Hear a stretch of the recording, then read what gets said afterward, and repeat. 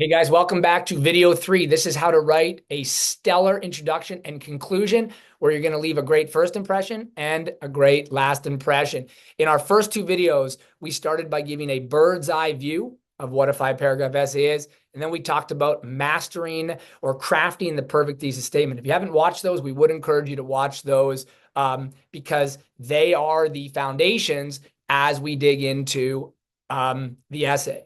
Now, the essay is going to start with your introduction. What does an introduction do? It sets the tone, and your conclusion leaves that final impression. In this video, we're going to show you how to hook your readers, how to present the thesis, and in addition, in the second half of the video, we will show you how to wrap it up with a conclusion that resonates.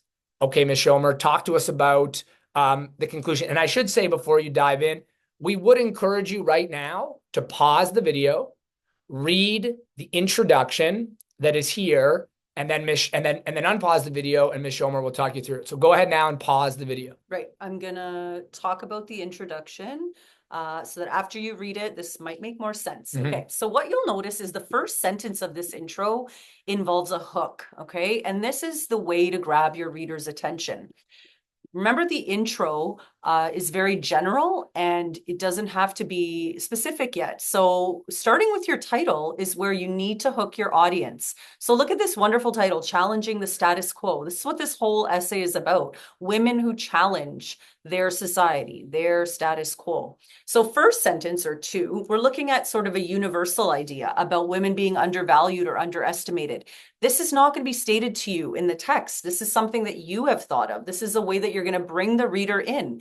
However, you can't just drop it there and leave it. And I do notice that students are doing that a little too much. So we're here to kind of remind you that that hook, look at this idea, anti-feminine sentiments, etc., that now needs to be kind of attached to Shakespeare's Romeo and Juliet.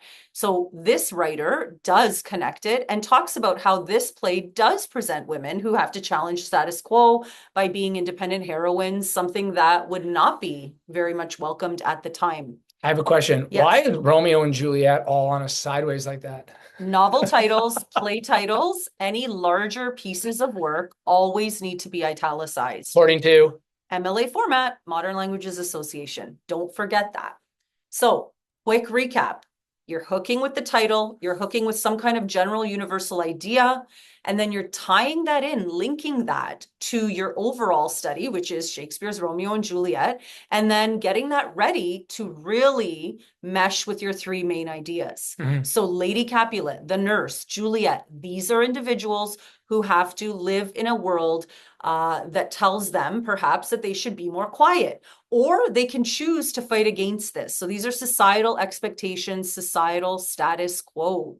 And right off the bat, right, you never get a, what is it? You never get a second chance to make a first impression. Like right from challenging, you know, this essay is going to be about a pushback on what was expected. And that's compelling. That hooks people in. Then let's go to the conclusion.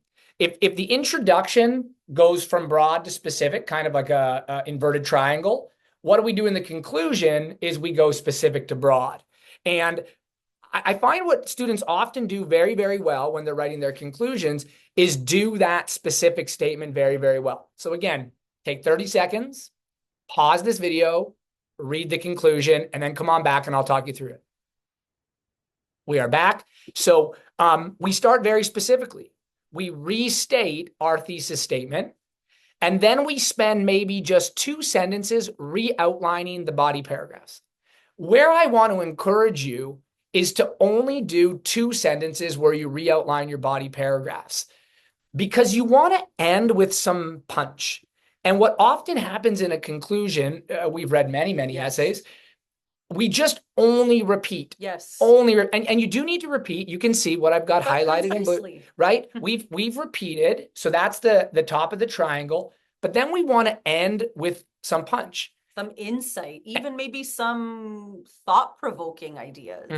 And then this is a great place to bring it into the modern day, right? Where you say sort of, in this case, it says these examples show, and then it brings it into modern day, and it connects heroines like Juliet to modern day girls. So you might connect this to a news story or something relatable to your audience. Something from your time, the 21st century. Exactly right. Imagine one of your classmates is reading this and they finish and they're like, oh yeah, I read Romeo and Juliet, but I hadn't thought of it like that.